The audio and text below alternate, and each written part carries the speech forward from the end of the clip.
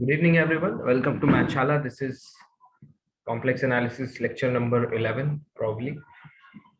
तो हम लोगों ने किसी नॉन कांस्टेंट एंटायर फंक्शन के पास क्या क्या नहीं हो सकता है ना, वो चीजें देखी। आज हम उसी लेक्चर को आगे बढ़ाएंगे और एक बहुत इंपॉर्टेंट रिजल्ट डिस्कस करेंगे। हो सकता है कि ये आपके पेपर में आ जाए। अभी तक यानी टिल नाउ CSIR ने इस जोन को टच नहीं किया है, बट आ सकता है। There are high chances. So let f be entire, या फिर एंटायर की जगह पे, क्योंकि इंटायर वर्ड जो है ना आपको नेट के क्वेश्चन पेपर में जो है कम मिलेगा, है ना। Be analytic on C such that f has two linearly independent periods। बहुत इंपॉर्टेंट क्वेश्चन है, ध्यान देखना। इंडिपेंडेंट linearly independent periods, है ना। पीरियोडिक फंक्शन है एफ एक पीरियोडिक फंक्शन है जिसके दो एल पीरियड्स हैं, 2 LI पीरियड्स। तो ऐसा फंक्शन जो है वो कांस्टेंट हो जाता है। ये सारी सी क्लास थ्योरम है जो मुझे लग रहा है पिछले 3 क्लासेस से हम लोग पढ़ते हुए आ रहे हैं। Period then f has to be, अब आप लोग हैज टू बी कांस्टेंट। अब आप लोग मेरे तरीके से वाकिफ हो गए हैं। अब आप मुझे बताइए कि इसका क्या मतलब हुआ, इस रिजल्ट का क्या मतलब हुआ। इसका मतलब ये हुआ कि एनी नॉन कांस्टेंट, अगर कोई नॉन कांस्टेंट एनालिटिक फंक्शन है, नॉन कांस्टेंट एनालिटिक या एनालिटिक फंक्शन, या फिर मैं यहां पे एंटायर लिख दूं, that will be better. Entire non constant entire function can never have two LI periods। ठीक है। अब अगला सवाल आता है, देखो पीरियोडिक फंक्शन तो हम लोग रियल एनालिसिस में पढ़ चुके हैं, ठीक है, तो उसमें कोई दिक्कत नहीं है। वो तो चीजें ऐसी हैं कि क्लियर है। क्या होता है, that is f of z plus alpha equal to f of z. तो अल्फा पीरियड हो गया, है ना, और f of z plus beta equal to f of z, and alpha and beta are LI। बताओ सही है भाई? ठीक है। तो पीरियोडिक फंक्शन का मतलब जैसे sign x cos x periodic function है, लेकिन याद रखिए साइन जेड कॉस जेड ये पीरियोडिक फंक्शन नहीं है। ठीक है, साइड में इसको लिख लीजिए। क्यों? क्योंकि साइन एक्स और कॉस एक्स के पास, देखो sine x cos x even tan x भी पीरियोडिक, tan x are periodic, but अच्छा कोई बताएगा क्यों साइन जेड पीरियोडिक नहीं है? बताओ जरा।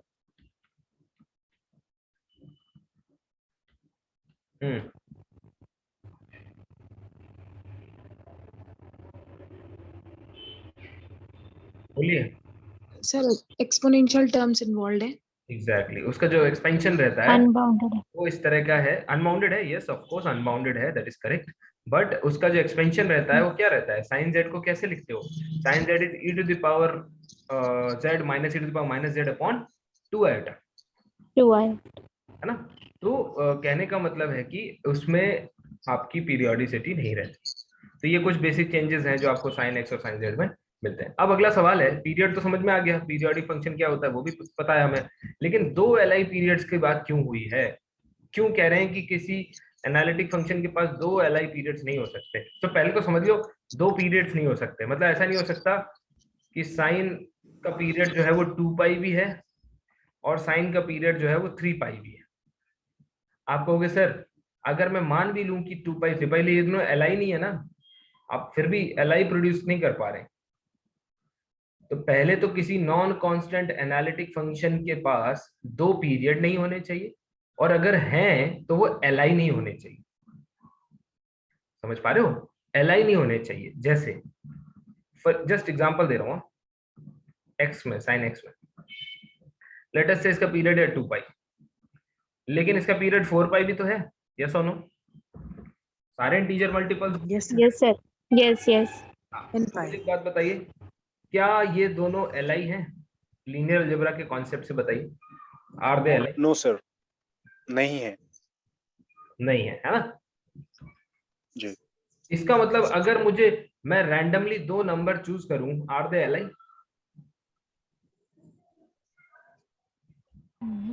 और सर दो आर्बिट्रेरी कर लेंगे तो मे और मे नॉट होगा। Any two reals L I? Yes और नो? कोई भी दो अगर रियल नंबर आपने चूज करे, let us say alpha and beta,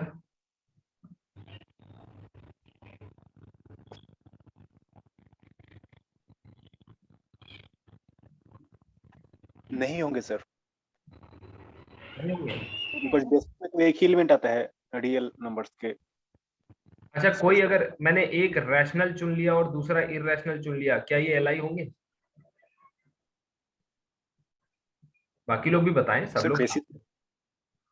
basis में तो एलिमेंट 1 होता है, तो उससे हम किसी भी एलिमेंट को एक्सप्रेस तो कर ही सकते हैं सर, तो एक्सप्रेस हो जाएगा ना, क्योंकि हम स्केलर्स चुनने के लिए तो इंडिपेंडेंट है। बिल्कुल, यही तो मैं सुनना चाह रहा था। इसमें जैसे आपने मे और मे नॉट बोला ना, देखो दुनिया में कोई दो रियल नंबर जो है वो एल आई नहीं हो सकते। क्यों? क्योंकि एक वेक्टर एक्स एंड वाई, ये दोनों एल आई कब होते हैं? Are linearly dependent if there exist a non zero lambda such that x is lambda y और y equal to lambda x. मतलब one can be written as a scalar product of other. और यही अगर L I है तो आप ऐसा नहीं लिख पाएंगे, है ना? एल आई है तो ऐसा नहीं लिख पाएंगे। तो कोई भी नंबर उठा लो, यहाँ पे 2 उठा लो, यहाँ पे 3/2 उठा लो। अब इसमें अगर आप स्केलर के रूप में मुझे बताइए, अगर यहाँ पे आप 2 ले लें और यहाँ पे 1 ले लें, तो प्रोड्यूस हो गया, सेम हो गया, सॉरी 2 बाई, नहीं 1/3। बताइए 2 के सहारे क्या 3/2 बना सकते हैं? 4/3 ले सकते हैं। 4/3। हाँ 4/3 तो करें, स्केलर्स 4/3 लेंगे तो फिर 2 ही आ जाएगा। Yes sir. है ना? हम्म, तो कहने का मतलब ये है, दुनिया में कोई भी रियल दो हों, जैसे एक आ जाए मान लीजिए 2 और दूसरा आ जाए स्क्वायर रूट ऑफ पाई, या एक आ जाए पाई और एक आ जाए ई, तब भी सर ये नहीं होंगे।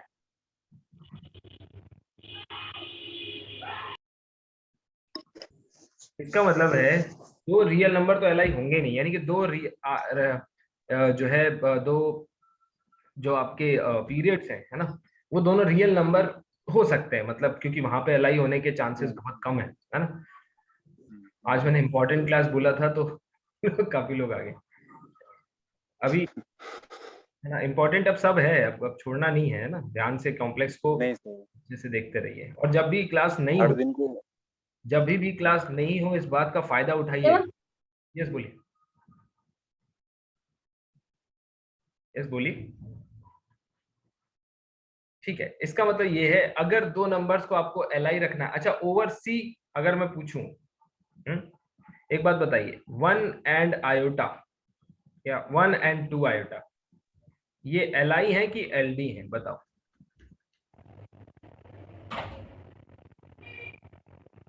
हाँ मुझे बताएंगे। दिव्या है मीटिंग में? हाँ दिव्या है। दिव्या मुझे बता सकते हैं आप?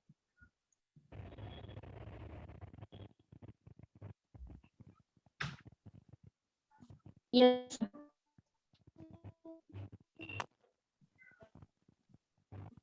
हेलो। बोलो। दिव्या बोलिए, एल डी है एल आई है?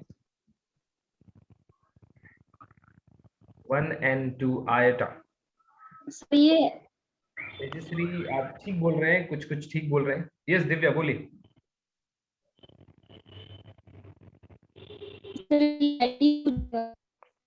ओके, अच्छा एक बात बताइए, छोटा सा क्वेश्चन है मेरा। तेजश्री आप ठीक बोल रहे हैं, लेकिन आप लोग एक चीज को ध्यान में नहीं रख रहे हैं, वो है फील्ड। कोई भी वेक्टर स्पेस होता है, उस पे फील्ड की बहुत जरूरत पड़ती है ना? लीनियर अलजेब्रा को ध्यान से पढ़ो, है ना, बहुत इंपॉर्टेंट सब्जेक्ट है।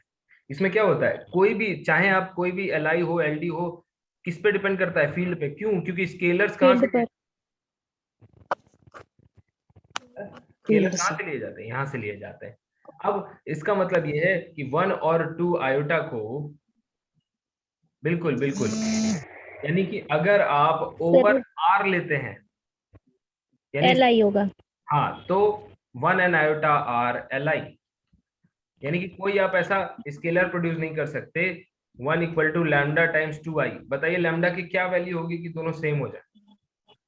नहीं हो सकती ना, आर में नहीं हो सकती। लेकिन नहीं हो सकती अगर सर, कॉम्प्लेक्स में हो सकती है। एग्जैक्टली LI होगा सर, LD हो जाएगा, कॉम्प्लेक्स कॉम्प्लेक्स में में LD होगा। और एलडी हो जाएगा, सी के ऊपर एलडी हो जाएगा। क्यों?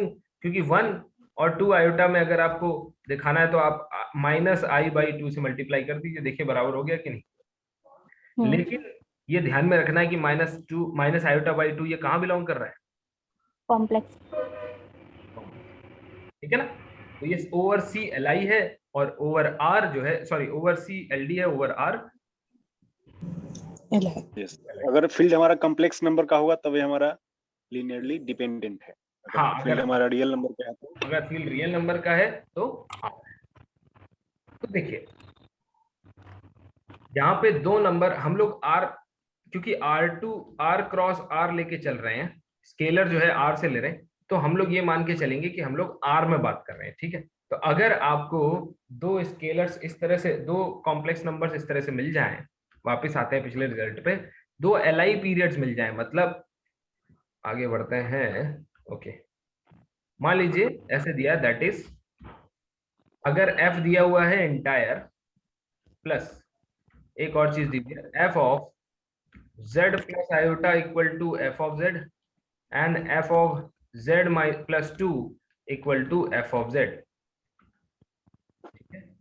मेरा एडवाइस है कि वो आर लेके चलें। तो आयोटा और 2 ये इसके पीरियड हो गए, yes sir. Yes sir. Yes sir. है ना। इट हैज 2 कांस्टेंट हो जाएगा sir. li 2li periods, period. 2LI थे। है ना। on R, कौन से? Iota and 2 implies it can it has to be constant, non constant analytic function ऐसा नहीं हो सकता। ठीक है, और अब हम पढ़ते हैं फंडामेंटल थ्योरम ऑफ अलजेब्रा। कितने लोग मुझे बता सकते हैं नए लोगों में कि फंडामेंटल थ्योरम ऑफ अलजेब्रा क्या है?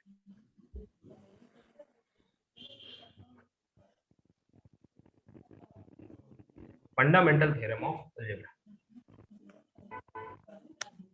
बहुत इंपॉर्टेंट है। देखिए, सर पी जेड कोई पॉलिनोमियल है बिल्कुल बिल्कुल सही है। और और an does not equal to 0 हाँ, और उसमें एटलीस्ट वन रूट होगा। Exactly correct. इसका मतलब ये है, फंडामेंटल थ्योरम ऑफ अलजेब्रा कहती है कि कोई भी नॉन कांस्टेंट अगर पॉलिनोमियल है, अब ध्यान से सुनिएगा, नॉन कांस्टेंट पॉलिनोमियल यानी एक एंटायर फंक्शन है और इन पर्टिकुलर वो पॉलिनोमियल है, तो फंडामेंटल थ्योरम ऑफ अलजेब्रा ने कहा, क्लेम किया कि हर पॉलिनोमियल का एक ना एक रूट जरूर होता है। दुनिया में ऐसा कोई पॉलिनोमियल नहीं जिसका कोई जीरो नहीं। ये बात तब कही गई है मामला आर से उठ के सी पे पहुंच गया। ये आर थी, है ना, this is R and this is C. When you extended this R to C, है ना, तब जाके हमने कहा कि हर पॉलिनोमियल का एक रूट होता है। Every non constant polynomial has at least one root over C. क्या जरूरत थी ओवर सी कहने की? जरूरत तब थी अगर किसी ने मान लीजिए एक पॉलिनोमियल बना दिया, क्या, एक पॉलिनोमियल बना दिया x² + 2। अब बताइए क्या इसके पास कोई रूट है? सर रियल में नहीं है। हाँ, तो does it has any real root? या फिर रियल रूट बात छोड़िए, root in R, answer is no, है ना। बट इट श्योरली हैज, तो इसका मतलब क्या हुआ, सबसे पहले ही, इसीलिए इसको कहते हैं फंडामेंटल थ्योरम। क्यों? क्योंकि सबसे पहले इसने बताया कि कोई भी नॉन कांस्टेंट पॉलिनोमियल हो, कितने भी डिग्री का हो, देखो इसमें डिग्री का जिक्र नहीं, कितने भी डिग्री का हो, एटलीस्ट एक रूट जरूर होता है, एटलीस्ट वन, एक तो होता ही होता है। मैं आपको बहुत सुंदर डिस्कशन अभी बताऊंगा, गैलिन की बुक जिन्होंने भी पढ़ी है, जिन्होंने नहीं पढ़ी है, जब एग्जाम हो जाए तो जरूर बैठ के पढ़ना जून के बाद, है ना, श्योरली ओवर सी। ठीक है, अब बात आती है कि लोग कहते हैं कि सर अगर फंडामेंटल थ्योरम ऑफ अलजेब्रा कहती है कि एक रूट होगा, तो ऐसा क्यों लिखा जाता है कि n डिग्री पॉलिनोमियल के n रूट्स होते हैं?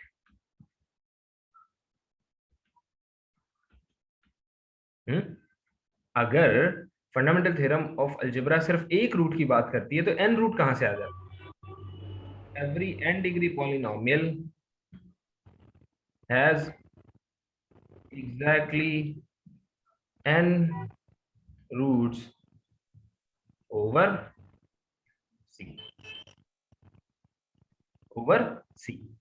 तो अब आप देखोगे कि अगर दैट इज, मान लीजिए n डिग्री का कोई पॉलिनोमियल है an x to the power n up to n not such that an is non zero, क्योंकि लीडिंग कोएफिशिएंट अगर जीरो हो गया तो डिग्री डिफाइन नहीं होगी। तो in order to define your degree, that leading coefficient to be zero. ठीक है, अब देखो, सॉरी नॉन जीरो। फिर ये आ जाता है कि every n degree polynomial has n root, तो ये वन जो है, एक रूट की गारंटी थी, आपने लिख दिया n, ये कैसे होता है? आओ समझे। देखो, अगर मान लो मैंने आपसे कहा, मान लो let pn which is a polynomial, yes बोलिए। Sir at most n root होगा कि सर एट एग्जैक्टली सर होगा, जैसे किसी पोलिनोमियल में इसमें रिपीटेड रूट हो जाता है। अरे रे रे रे, देखिए क्या लिखा है। एटमोस्ट आर में होगा ना सर?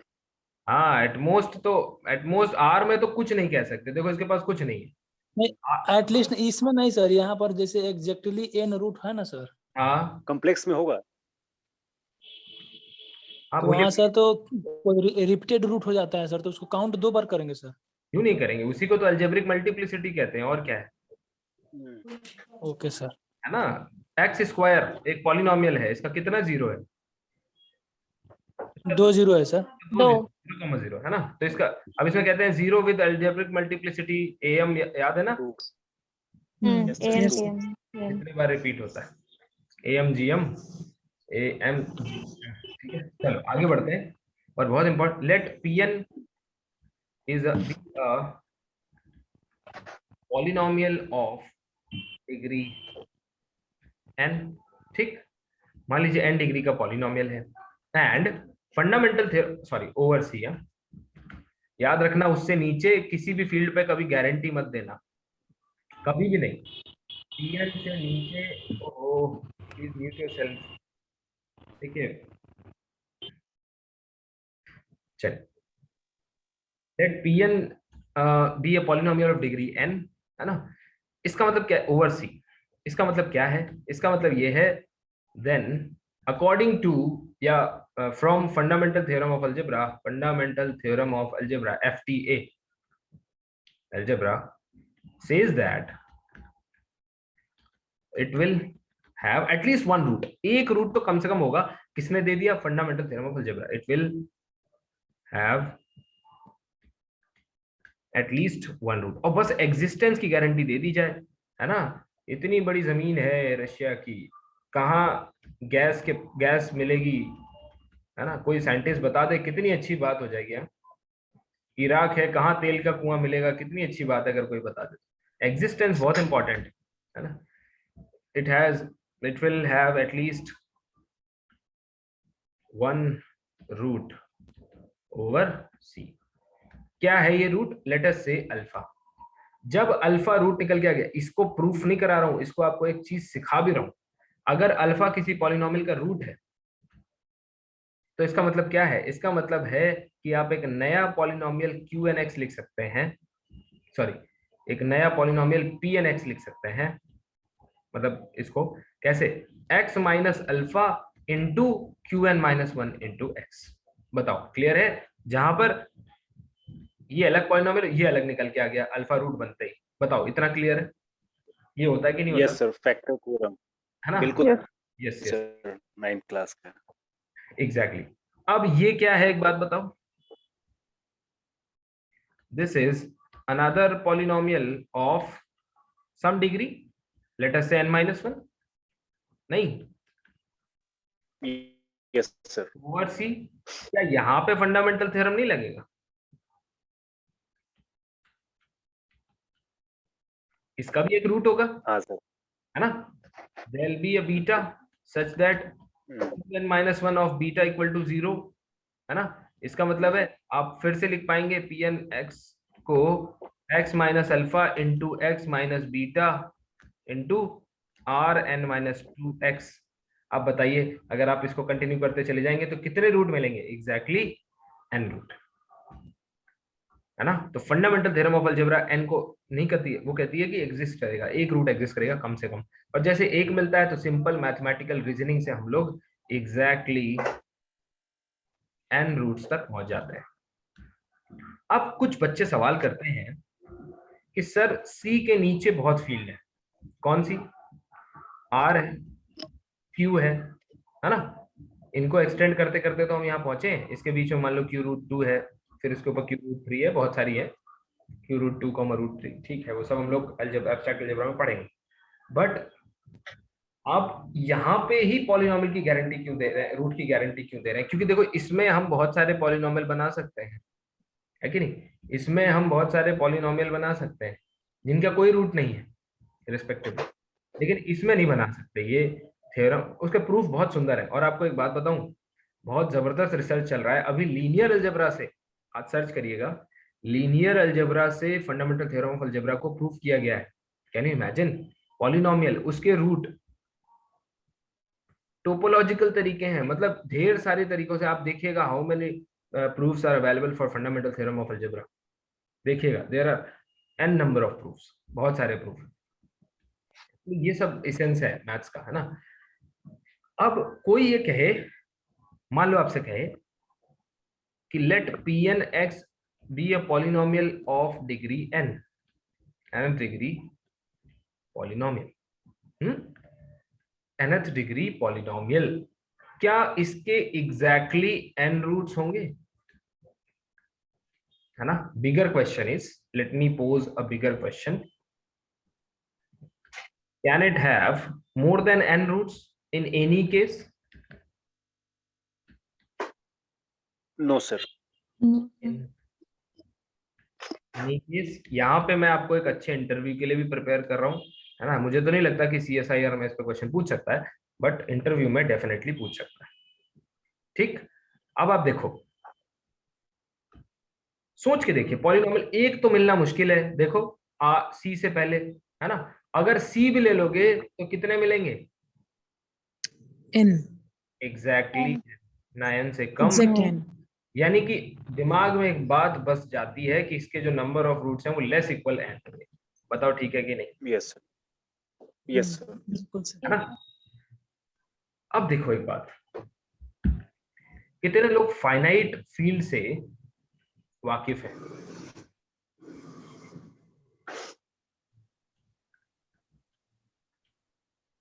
फाइनाइट फील्ड्स मतलब समझे? Z2, Z3, Z5 prime element, है ना? Z7, Z11, Z13, जो लोग वाकिफ नहीं है कम से कम Z2 से तो वाकिफ होंगे। बहुत सारे कम बच्चे मॉड्यूलो 0,1 एडिशन मॉड्यूल, सॉरी क्या जी लगा, सर। एडिशन मॉड्यूलो 2, इससे शुरू करते हैं। ये सबसे छोटी फील्ड है, 0 और 1। फील्ड की मिनिमम कार्डिनलिटी क्या होती है? 2, क्योंकि फील्ड में कम से कम 2 एलिमेंट का होना जरूरी है, एक मल्टीप्लिकेटिव आइडेंटिटी, एक एडिटिव आइडेंटिटी, है ना? तो अब देखो, what if we take Pn over finite fields, देखना अब इसमें होता क्या है।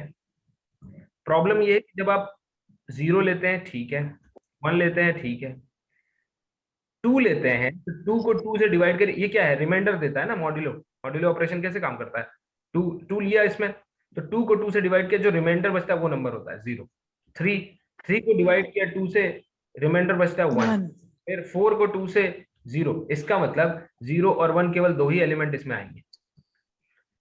पूरे जितने भी इंटीजर्स हैं, ये कैसे बनता है, कंस्ट्रक्शन क्या है, जितने भी इंटीजर्स हैं सबको 2 से डिवाइड करो, जो रिमाइंडर आए उसको रख लो। पहली बार जिसने इस चीज की कल्पना की होगी उसने मैजिक ही कर दिया, क्योंकि उसने शुरू तो केवल खेल खेल में किया होगा, बट लास्ट में जाके ये इतने यूजफुल हुए कि ये फाइनाइट फील्ड में तब्दील हो गए। मतलब आप सोचिए, एक स्ट्रक्चर की कल्पना करिए जो ग्रुप, सेमी ग्रुप है, ग्रुपॉइड है, या लेटेस्ट से ग्रुप भी बन जाता है। कल को आपको पता चले कि आपका पढ़ाया हुआ बच्चा रिंग बन चुका है, फिर पता चले अरे वो तो कल को फील्ड भी बन गया है, कितनी सुंदर बात, समझ रहे हैं? तो ये है, प्रमोशन सर मिलता चल रहा है। मिलता चला जा रहा है, फील्ड है ना, मतलब फील्ड होना अपने आप में बड़ी बात। तो ये जो फाइनाइट फील्ड है जिसमें केवल 2 एलिमेंट है, मान लीजिए गलती से किसी पॉलिनोमियल का 2 जो है वो रूट बन जाता है, या चलिए हाँ 2 जो है वो रूट बन जाता है, यस, है ना। तो Z2 फील्ड है, 2 जो है रूट है, तो अब आप बताओ 4 और 2 में कोई फर्क है क्या? Z2 के अंदर Yes. जो हश्र 4 का हो रहा है वही हश्र 2 का हो रहा है, वही हश्र 6 का होगा। 2 के जितने मल्टीपल हैं सब 2 के जैसे ही हैं, इसका मतलब है 2 भी इसका रूट बनेगा, है ना। समझ रहे हो, 2 रूट है, इसका मतलब क्या है, आओ इसको थोड़ा सा मैं एक एग्जांपल से आपको समझा देता हूँ। इसका मतलब ये है कि Pn 2 रखा होगा, कोई यहीं पे नंबर आया होगा, फिर उसको मॉड्यूलो 2 लगा दिया होगा, समझ रहे हो, तो ये किसके बराबर हो गया होगा, 0 के। तो अब यहाँ पे मान लीजिए नंबर आया होगा 14, तो आपको पता चल गया 2 इसका रूट है। क्यों? 14 तो Z2 में 0 है ना, यस सर। जितने भी मल्टीपल है वो Yes, Z। sir. तो आप देखो 2 भी रूट हो गया, 4 भी रूट है, 6, 8, 10 जितने भी 2Z टाइप के एलिमेंट हैं सब रूट हो गए। एक सेकेंड डिग्री पॉलिनोमियल के कितने रूट हो गए बताओ? आप कहोगे सेकेंड डिग्री कहाँ है, लाओ लिख देता हूँ, लेट अस से x² + 2। ठीक, अब खुश हो, ओवर Z2। अब बताओ 2 इसका रूट है कि नहीं है?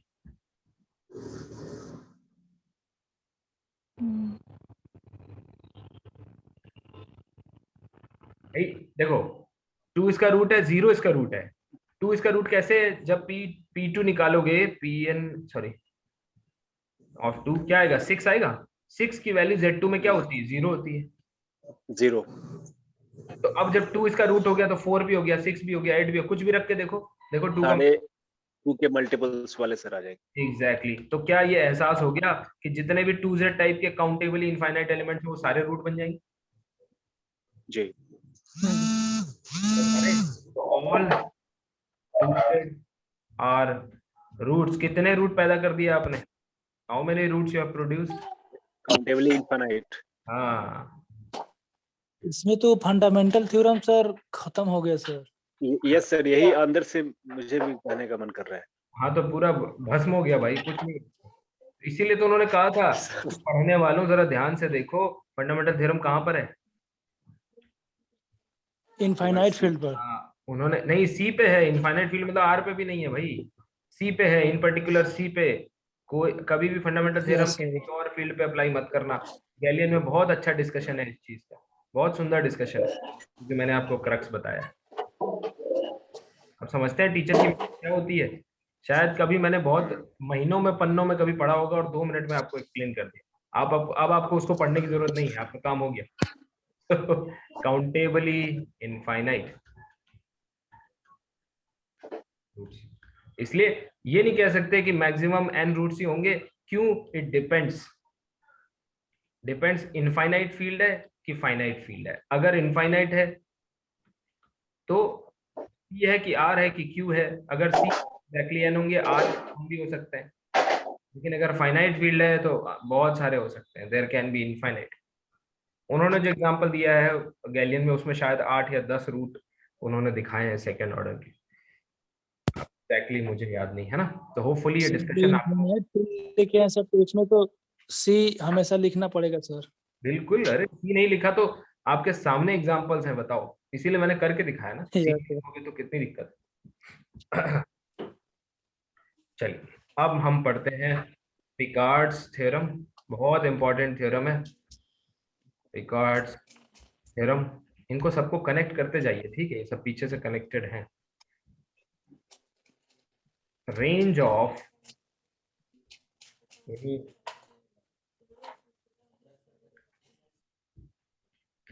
entire function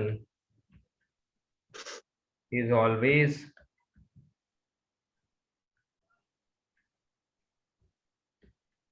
dense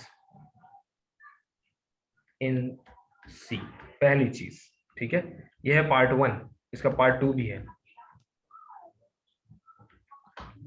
range of इन entire function, of course entire में नॉन पॉलिनोमियल लिखेगा, ठीक, क्योंकि पॉलिनोमियल के लिए मैं अलग से लिखाऊंगा। Can skip at most 2 points from C। बहुत सुंदर रिजल्ट है, इसको इंपॉर्टेंट में डाल दो, इसी ने सब इतने दिनों से करवा रखा है। अब याद आया, किसी कर्व पर अगर रेंज है तो क्या वो पूरे सी में डेंस हो जाएगी? बताओ, क्या ये सेट जो है, जो आपको दिख रहा है ये रेड में, अगर मान लो इस कर्व पे रेंज लाई कर रही है, तो क्या ये कर्व सी में डेंस है? यस और नो? कहां से डेंस है भाई? ये पॉइंट इसका लिमिट पॉइंट बन जाएगा क्या? नहीं। डेंस का मतलब क्या होता है कि जो नो सर। अंडरलाइंग सेट है, डेंस का मतलब होता है जो अंडरलाइंग सेट है उसका हर पॉइंट इसका लिमिट पॉइंट बन जाए। यहाँ तो देखो दूर दूर तक, इसीलिए हम कहा करते थे कर्व के ऊपर लाई करने वाला फंक्शन कभी इंटायर नहीं हो सकता, और इंटायर है तो फिर उसको कांस्टेंट होना पड़ेगा, है ना। और क्या कहते थे, अगर किसी कर्व के ऊपर ऊपर ऊपर ऊपर रेंज है, इसका मतलब अभी भी देखो ये पॉइंट इसका लिमिट पॉइंट नहीं है, अभी भी ये रेंज डेंस नहीं है। और दूसरे और मोटे मोटे लॉजिक से देखो, ज्यादा से ज्यादा 2 पॉइंट छोड़ सकता है कोई भी non polynomial entire function. Non polynomial इसलिए लिखा, पॉलिनोमियल को अलग से डिस्कस करेंगे। ज्यादा से ज्यादा 2 पॉइंट छोड़ सकता है, ठीक है। जरा बताओ इस चीज को देख के कि अगर ये पूरी रेंज मान लो मैं कह रहा हूँ इस कर्व के ऊपर है, याद आ रहा है सबको? AU square plus BV square later से ग्रेटर इक्वल C स्क्वायर, तो कुछ यस सर। बनेगा, है कि नहीं? फंक्शन कांस्टेंट था। हाँ, तो क्यों होता था समझो इसको। आप तो कह रहे थे कि इंटायर है सर, मैंने कहा ठीक है। अब इंटायर फंक्शन की जो रेंज है, पहली चीज तो वो सी में डेंस होनी चाहिए, दूसरी चीज रेंज पूरे सी में केवल 2 ऐसे पॉइंट होने चाहिए जो रेंज के पकड़ में ना आए, बाकी हर पॉइंट रेंज में होना चाहिए। सही है कि नहीं? Yes sir. Yes sir. इसलिए अब ये देखो 2, क्या मुझे लग रहा है ये सारे आप 2 नहीं 2000 2 लाख 2 करोड़ पॉइंट दे दोगे जो इसकी रेंज में नहीं है, it has to be constant. बहुत इंपॉर्टेंट थ्योरम है। अब एक और इसका पार्ट 3, यस बोलिए सर ऊपर वाला जो स्टेटमेंट था सर, रेंज स्पेस है उसी में डेंस होगा सर इंटायर फंक्शन का। सर तो उसका कोई कंसेप्ट सर? क्या मतलब? मतलब कि वो डेंस हमेशा होगा सर? हाँ, अच्छा, डेंस हमेशा होगा, डेंस क्यों होगा है? जी जी, डेंस क्यों होगा सर? ये करेंगे करेंगे, इसको हम करेंगे धीरे धीरे। देखो पहले ये चीज, मतलब जो मैंने कहा था कि कर्व के ऊपर लाई करने वाला, इससे ऊपर आने वाला, है ना, तो आपको आज पता चला कि अच्छा इस वजह से कांस्टेंट हो जाया करता था, राइट। तो इसको करेंगे बिल्कुल, है ना। रेंज ऑफ एवरी पॉलिनोमियल, ध्यान से देखो जो लिखने जा रहा हूं, और अब आपको पता चल जाएगा अलग से क्यों लिखूं। ध्यान से देखो, बहुत अच्छी लाइन लिख रहा हूं। क्या लिखा मैंने? Range of any polynomial, of course non constant, है ना। कांस्टेंट पॉलिनोमियल मत ले लेना भाई, है ना। नॉन कांस्टेंट पॉलिनोमियल की रेंज में तो कौन आता है? एक ही सेट आता है, सॉरी एक ही पॉइंट आता है कि नहीं।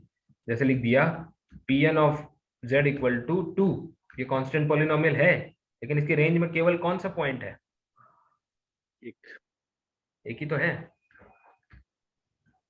अच्छा, रेंज ऑफ पॉलिनोमियल बहुत ही इंपॉर्टेंट सेक्शन है, याद रखिएगा। इसमें से आपको बहुत कुछ, एनी पॉलिनोमियल इज होल सी। क्या सीखा? पूरा सी।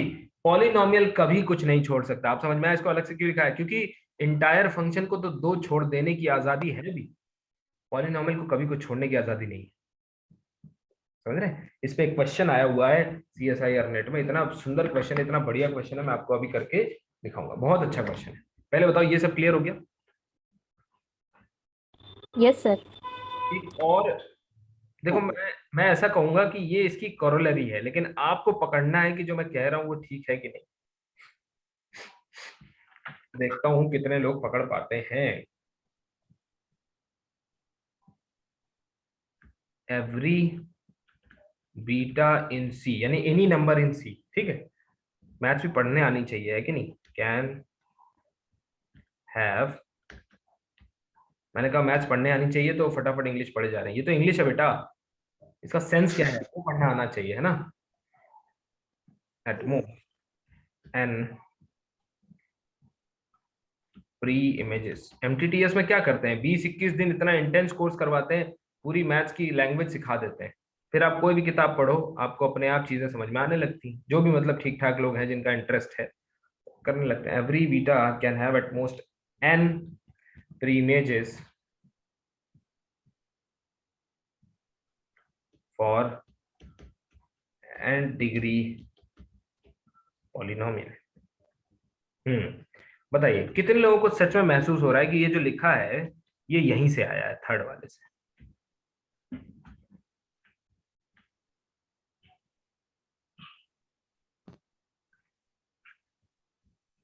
और एक और चीज है इसमें, इसमें दो चीजों का मिक्सचर है। एक है रिजल्ट 3, आप दिमाग लगाओ, एक रिजल्ट 3 है और एक है फंडामेंटल थ्योरम ऑफ अलजेब्रा।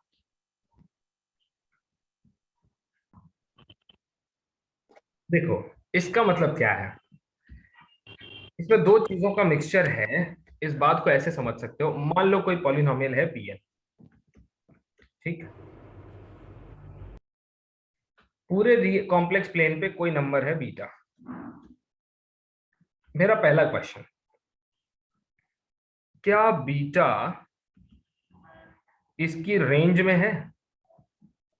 इस पॉलिनोमियल की रेंज में है, मतलब can beta be attained for some value under Pn, अगर इसको एक फंक्शन माने तो? सर करेगा, चूंकि कोई स्किप नहीं कर पाएगा। अभी थर्ड वाला प्रॉपर्टी तो ही कर रहा है। Very good. इसका मतलब है कोई भी रैंडम एलिमेंट आप चूज करो तो वो इसकी रेंज में आएगा ही आएगा। अच्छा, कोई एलिमेंट अल्फा किसी फंक्शन की रेंज में आता है, इसको मैथमेटिकली कैसे लिखते हैं? तो beta belongs to range of polynomial Pnx। इसको, इसका क्या मतलब, क्या मतलब होता है, कैसे प्री इमेजेस, इमेज मिलेगी। प्री इमेजेस एग्जिस्ट करना चाहिए। नहीं प्री इमेज तो ठीक है, इसको कैसे जी। लिखते हैं? इसको लिख के दिखाओ। मतलब डोमेन में कोई ऐसा एलिमेंट होगा जिसका इमेज बीटा बनेगा सर। हाँ एग्जैक्टली, तो इसको मैथमेटिकली कैसे लिखते हैं? There exist, There exists some x belongs to domain. X नहीं, लेट अस से z naught, there exist some z naught in C such that, F of z naught is beta. है ना, Pn function Pn at z naught is beta, ये है range का मतलब। ठीक, and for every beta it holds. कोई भी randomly आप चूज करो, क्यों? पॉलिनोमियल है। अगर इंटायर होता तो हम दो ऐसे बीटा ढूंढ पाते जिनके लिए मतलब मैक्सिमम, है ना। एक उदाहरण दूं, एग्जांपल दूं, e to the power z एक इंटायर फंक्शन है ना। Yes sir. बताओ वो Yes, कौन सा sir. पॉइंट है जो इसकी रेंज में नहीं आता?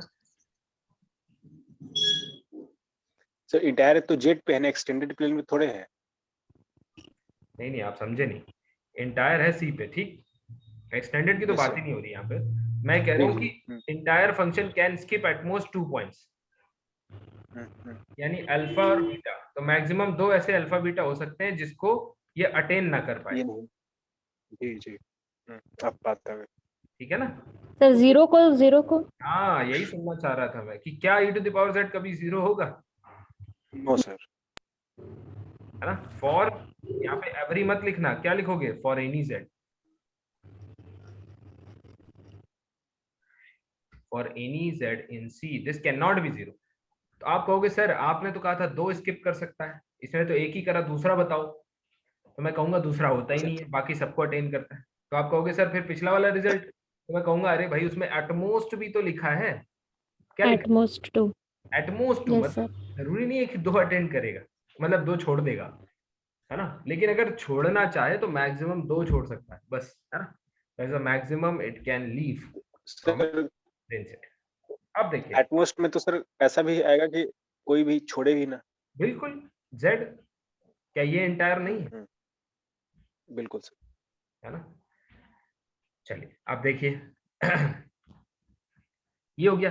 तो for every beta has a pre image, बहुत सुंदर इसका रिप्रेजेंटेशन है, आओ सीखते हैं इसको।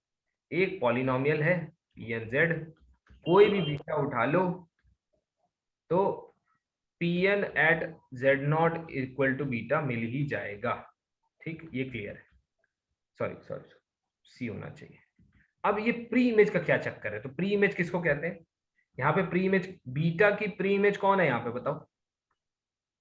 Z not. एग्जैक्टली।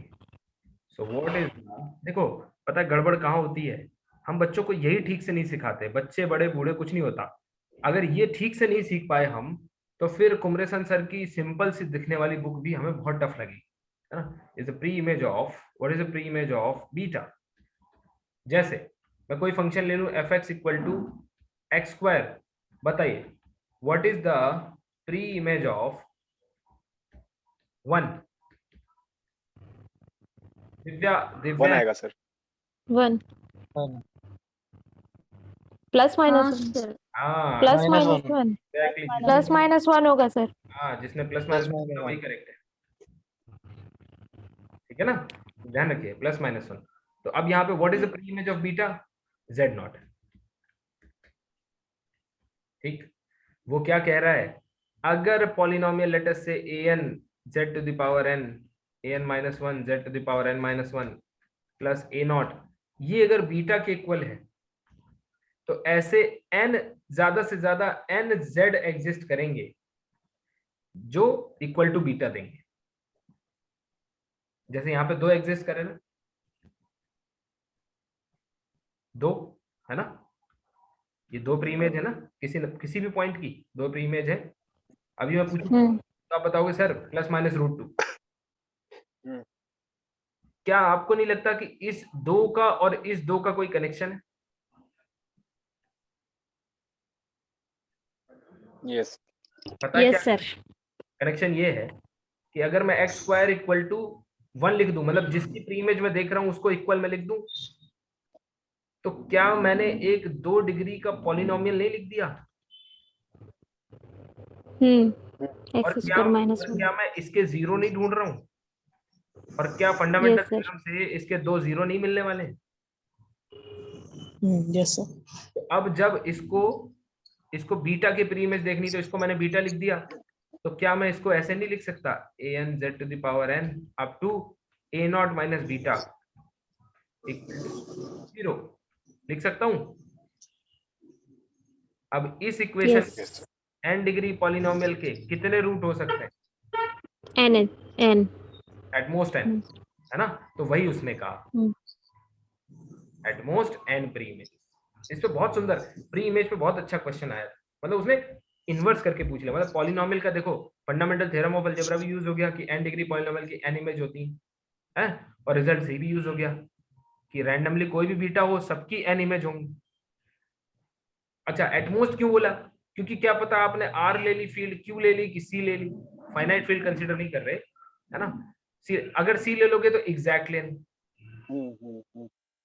यहाँ पे एग्जैक्ट n होंगी प्री इमेज, ठीक, और यहाँ इन दोनों में लेस इक्वल n होगा,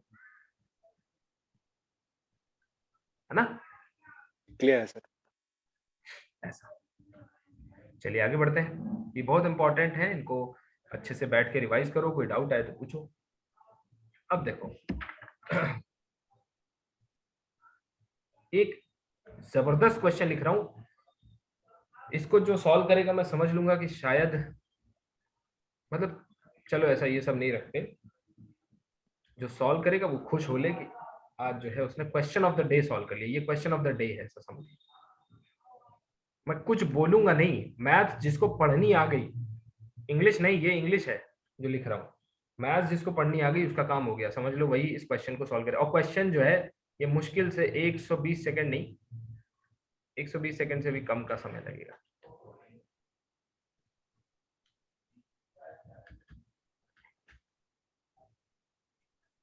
CSI और नेट में आया हुआ क्वेश्चन है और बहुत अच्छा, मतलब मैं इसको बहुत अच्छा क्वेश्चन मानता हूँ। एलिफ नॉट, और यहाँ पे मैंने लिख दिया सी, या फिर चलिए सी के बजाय इंफिनिटी लिख दिया। This a very important question, your time starts now.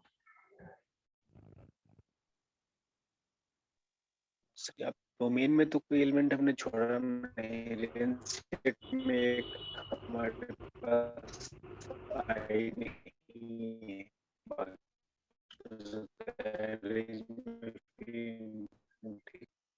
ये दो क्लू है, ये हिंट 1 है और ये हिंट 2 है।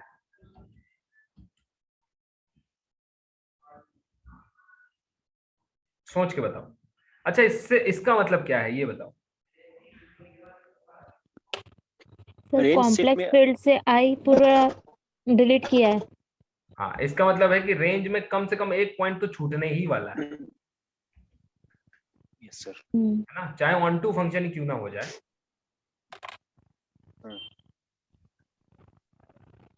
ठीक, एटलीस्ट लिख दे रहा हूं, एटलीस्ट 1 पॉइंट। और वो कौन सा पॉइंट है? आयोटा। अब इससे बताओ जरा क्या साबित हो रहा है, जहां मैंने लिखा हिंट 2। सोचो सोचो, अगर, है ना, सॉरी एनालिटिक नहीं लिखा यार मैंने, एनालिटिक लिखना चाहिए, सॉरी। यहां पे बताओ जरा,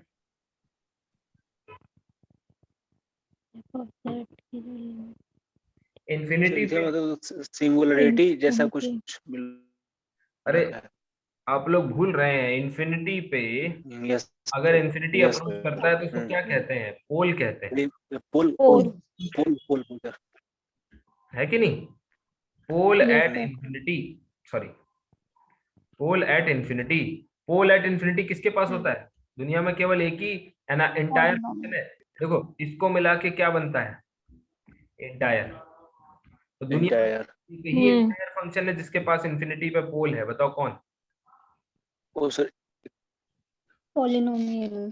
कांस्टेंट पॉलिनोमियल। समझ रहे हो क्या बना? पॉलिनोमियल। अब यहां पे दिक्कत आ गई, क्या आ गई? ऑब्जर्वेशन 1 और ऑब्जर्वेशन 2 एक साथ मैच नहीं कर रहे। एक तरफ कह रहे हो कि पॉलिनोमियल है, ठीक, और दूसरी तरफ कह रहे हो कि रेंज में एक पॉइंट छोड़ देगा। पॉलिनोमियल कभी कोई पॉइंट नहीं छोड़ता है, Picard's great theorem.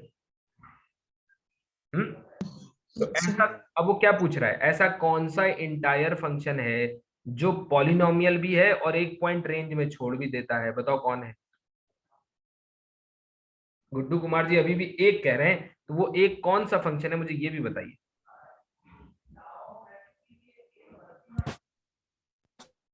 Exponential sir. हाँ, कांस्टेंट फंक्शन बोल रहे हैं sir. Constant function, constant function limit है। Exponential sir. एक minute Guddu ji, constant function infinity पे इन्फिनिटी पहुंच जाता है क्या? जरा मुझे बताइए। ओ सॉरी सर, नहीं नहीं नहीं सर। हाँ, ये गलतियां देखिए एग्जाम में हो जाती हैं बच्चे, इसीलिए उतना अच्छा प्रदर्शन बच्चे नहीं कर पा रहे हैं। ये देखो, ठीक, एक्सपोनेंशियल फंक्शन होता है। अब अगर आप कह दें कि एक्सपोनेंशियल है तो 1/z। e to the power z केवल 0 नहीं छोड़ता है, 0 का अटेंड नहीं कर पाता है, आयोटा अटेंड कर लेता है। जानना चाहते हैं कौन से पॉइंट पे अटेंड करता है? सर ऐसे तो फिर आइडेंटिटी फंक्शन हो सकता है कोई भी। Yes sir. तो पाई क्या, बाई 2 पे कर लूंगा। अच्छा आइडेंटिटी कह रहे हैं ये फंक्शन, ये तो 0 पे सर। ये 0 पे नहीं, ये कुछ नहीं छोड़ेगा, इसमें तो आयोटा छूट, हाँ सर, ये तो सब ले लेगा, सब ले लेगा। इसका मतलब क्या है? अरे यार हारी मान लो यार, कोई फंक्शन नहीं होता है ऐसा।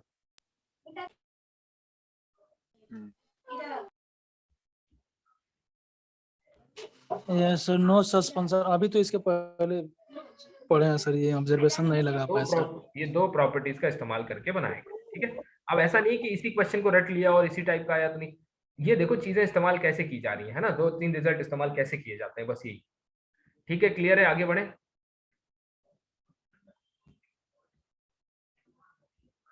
दो थ्योरम है, एक साथ पढ़ाऊंगा, ठीक है। पहली है गॉस थ्योरम और दूसरी है ल्यूकास थ्योरम। इनका बहुत बड़ा रोल नहीं है, लेकिन इनको जान लो बस, ठीक है। अगर मैं आपसे पूछूं, ठीक है, मान लीजिए मैं आपसे पूछूं कि अगर मैं आपको किसी पॉलिनोमियल पीएन के जीरोस का पता बता दूं, देखना, ठीक है।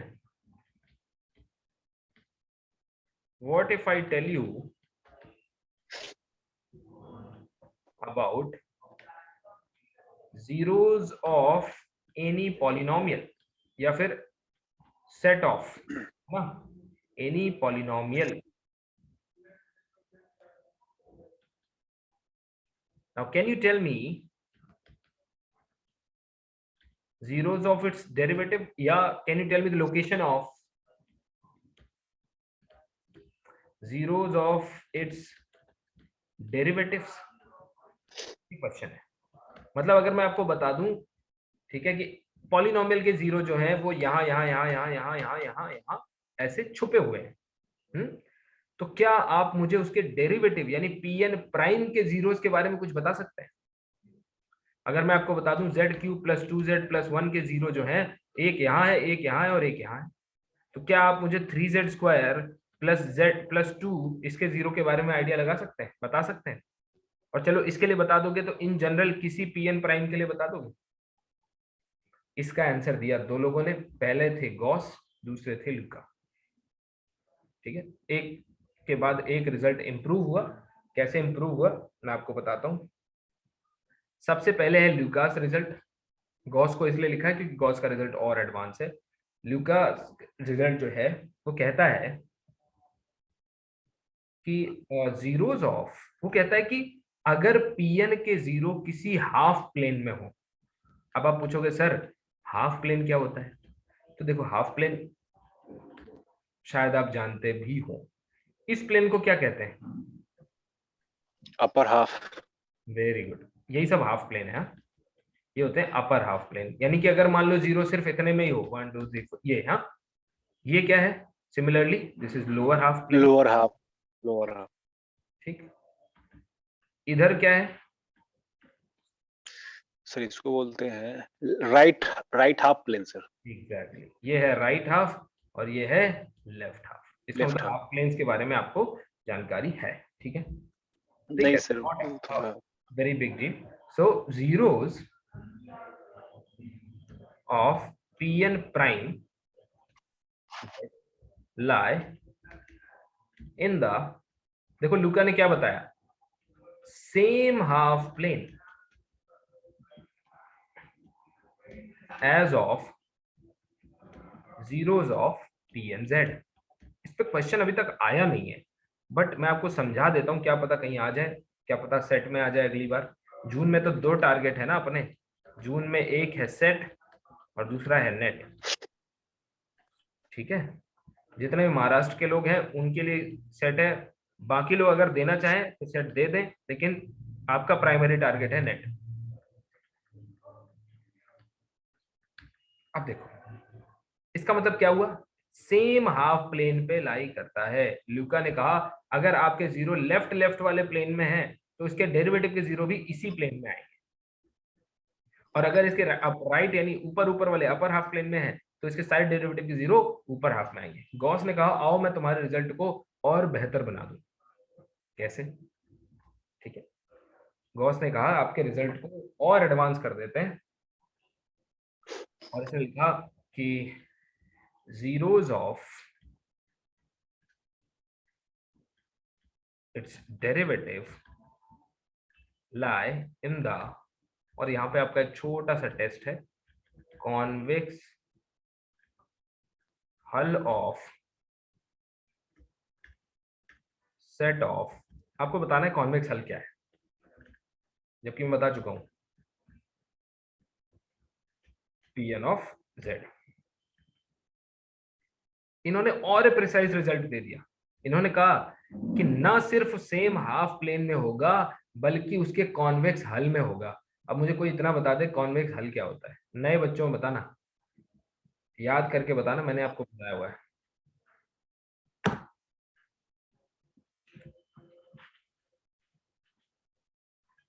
बताइए। सर एक रीजन था जिसमें वो पूरा का पूरा सेट आ जाए सॉल्यूशन।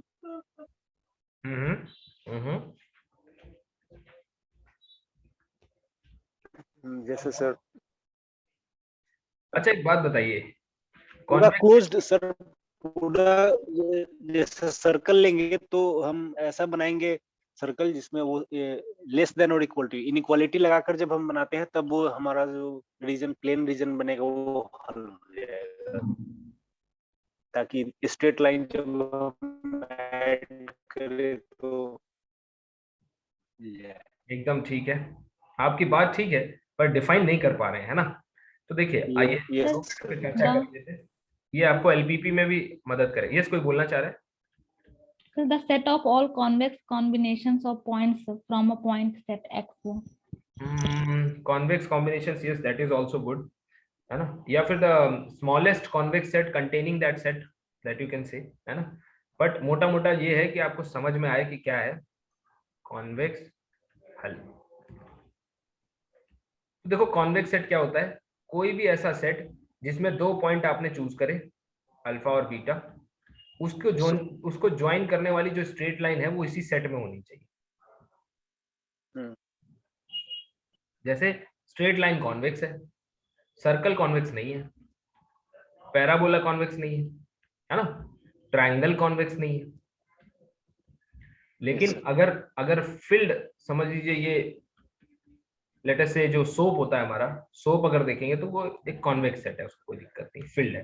फील्ड डिस्क की बात करेंगे तो वो कॉन्वेक्स सेट है। यानी कि इन दो चीजों को देख के, या फिर अगर यहां से मैं देखूं तो अगर ट्रायंगल में फील्ड वाला बनाऊं तो ये कॉन्वेक्स सेट है, मतलब बीच में से कोई भी रैंडम दो पॉइंट उठाओगे तो वो, जैसे ये पॉइंट दो उठा लिया आपने तो ये लाइन जो है सेट में नहीं है ना, यहाँ ये दो पॉइंट उठा लिया सेट में नहीं है। yes. तो एलपीपी यूज होता है बिकॉज एलपीपी में जो आपका फिजिबल रीजन होता है वो एक कॉन्वेक्स सेट होता है ना। तो अब देखो एक चीज हम ये देख पा रहे हैं कि कोई नॉन कॉन्वेक्स सेट है, उससे मिलता जुलता कॉन्वेक्स सेट भी एग्जिस्ट करता है। ये देखो जैसे इससे मिलता जुलता बनाओगे तो भर दो, इसको फिल कर दो। इसका मतलब है ना, इसका मतलब ये है कि एक ऐसा सेट, स्मॉलेस्ट सेट, जिसके अंदर हमारा पिछला वाला सेट भी हो जो कि कॉन्वेक्स नहीं था। ये देखो येलो में मैंने बना दी, है ना, और उसको मतलब पर्याप्त मात्रा में इतना इनपुट दे दिया जाए कि वो अब कॉन्वेक्स बन जाए, जैसे ये वाला सेट। तो इसको कहते हैं कॉन्वेक्स हल।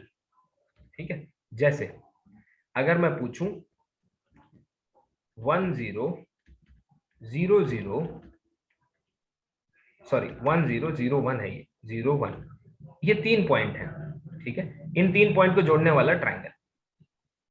तो आप कहोगे सर ये तो कॉन्वेक्स सेट नहीं है। मैं पूछूंगा इसका कॉन्वेक्स हल क्या है, तो आप बोलोगे सर ये पूरा एरिया अगर आप दे दो तो ये कॉन्वेक्स हल बनता है। किसका? इस ट्रायंगल का। ठीक है, आप समझ में आया? Yes sir. इस फिगर पे वापस आओ, ये जो फिगर बनाया था मैंने, अगर मैंने ये 3 जीरो आपको दे दिए, 1 2 3, तो अब यहाँ लुकास थ्योरम फेल हो जाएगी। क्यों? क्योंकि सारे जीरो एक प्लेन में नहीं है अगर आप देखें तो। Yes sir. तो फिर इसके डेरिवेटिव के जीरो के बारे में क्या अंदाजा लगाओगे? आप कहोगे सर एक काम करो, इसको ऐड, इसको जोड़ो। ठीक, जोड़ के ट्रायंगल बना, इसके जो डेरिवेटिव है ना, इसके कॉन्वेक्स हल यानी कि इसके अंदर वाले रीजन में होंगे। तो श्रेया जो आपने बताया था वो भी ठीक है, एकदम सही है ना, कि ये जो सारे कॉन्वेक्स कॉम्बिनेशन होते हैं, कॉन्वेक्स कॉम्बिनेशन का मतलब क्या होता है, ये पॉइंट और ये पॉइंट का कॉन्वेक्स कॉम्बिनेशन लोगे तो इसके बीच की लाइन आएगी straight line, that is convex combination.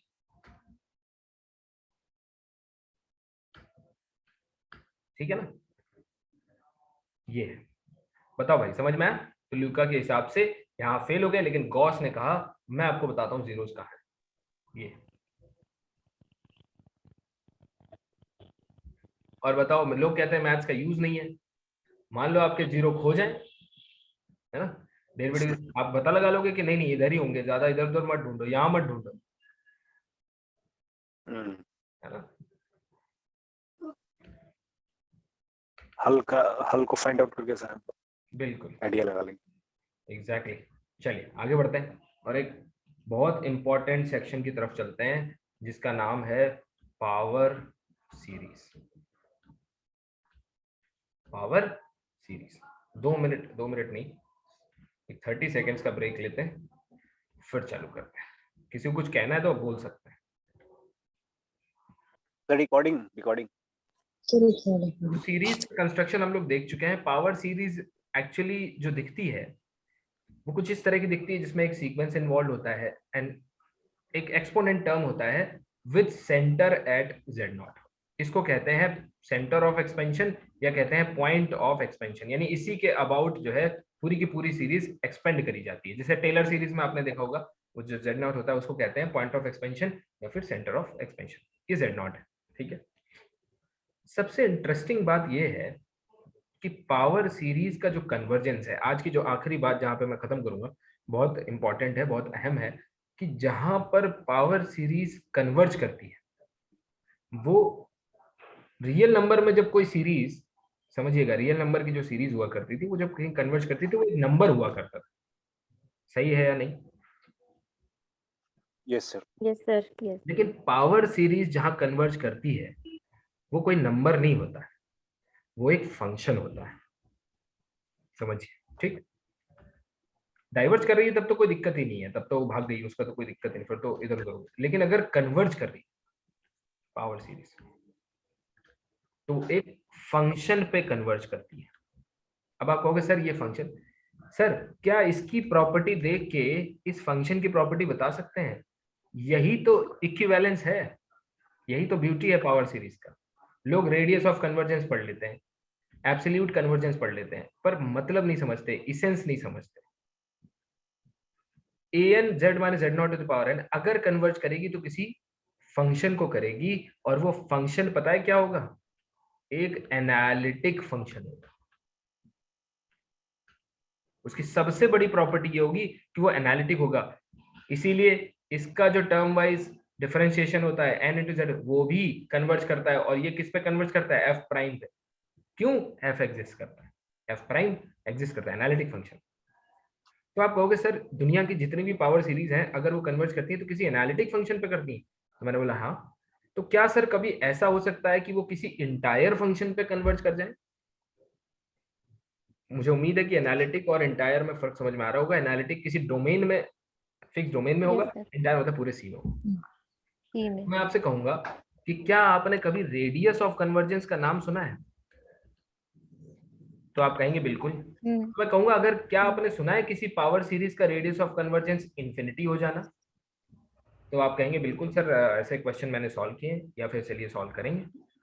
अगर मैं आपसे ये कह दूं कि जो डोमेन होता है पावर सीरीज का कन्वर्जेंस का, वो डोमेन होता है यहां फंक्शन की एनालिटिसिटी का।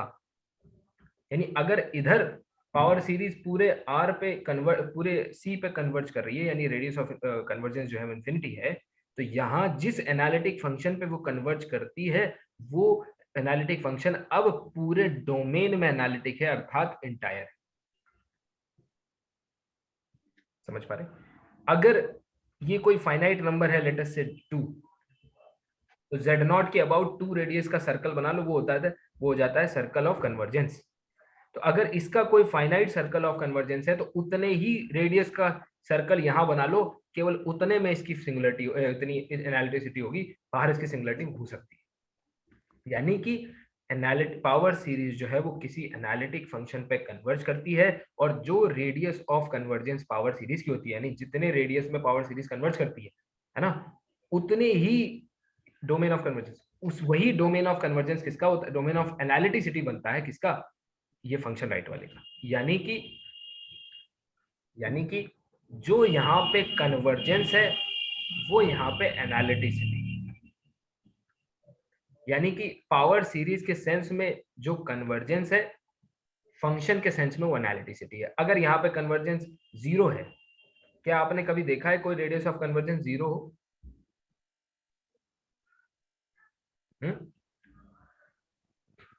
देखा ही होगा, बीएससी में क्वेश्चन सॉल्व किया हाँ, होगा, देखा क्यों आ जाता है yes. ना? मैं एग्जांपल ही पूछ रहा, बस ऐसे ही। इसका सीधा मतलब क्या जाना चाहिए इधर, इसका मतलब यही तो होना चाहिए, एनालिटिक नहीं होगा। एनालिटिक के वो लिए सिर्फ किसी 0। किसी नो वेयर एनालिटिक फंक्शन पे कन्वर्ज करेगी,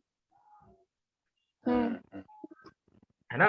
और कन्वर्ज करनी चाहिए, पावर सीरीज कन्वर्ज करनी चाहिए किस पे, एनालिटिक फंक्शन पे, लेकिन आप कह रहे हो नो वेयर कन्वर्जेंस है, यानी कि कन्वर्जेंस है ही नहीं, है ही नहीं।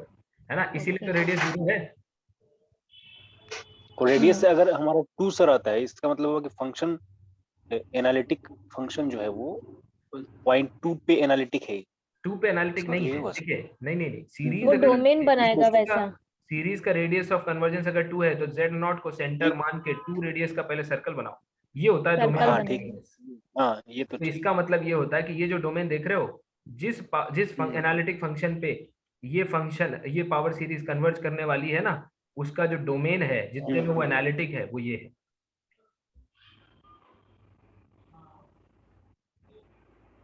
समझ रहे हो? यानी कि अगर आपको कोई फंक्शन बता दे, सपोज कोई कह दे 1/z पे कोई पावर सीरीज कन्वर्ज कर रही, तो आप क्या कहोगे? अगर कोई कह दे कि कोई पावर सीरीज है, sorry, summation an z minus z0 to the power, वो किसी सीरीज सपोज 1/sin z पे कन्वर्ज करती है, तो आप जानते हैं इसके n पाई पे सिंगुलरिटी है, यस सर। तो क्या आप यहाँ पे r को इंफिनिटी एक्सपेक्ट कर सकते हैं?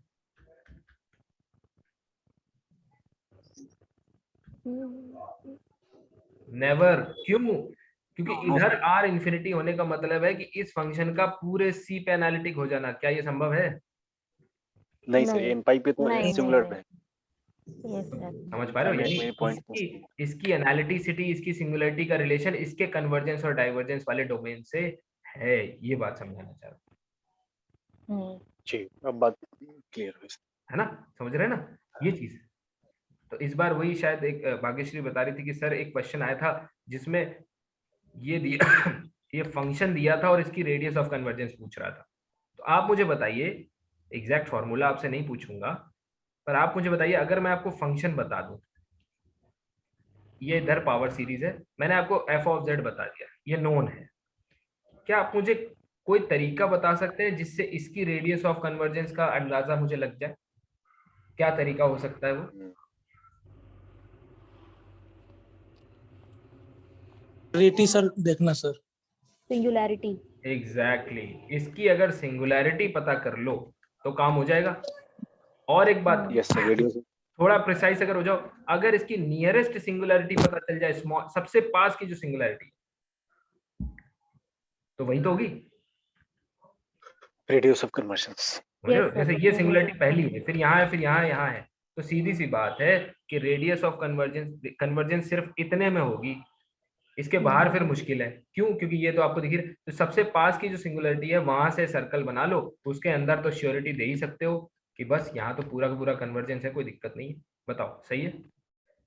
है ना?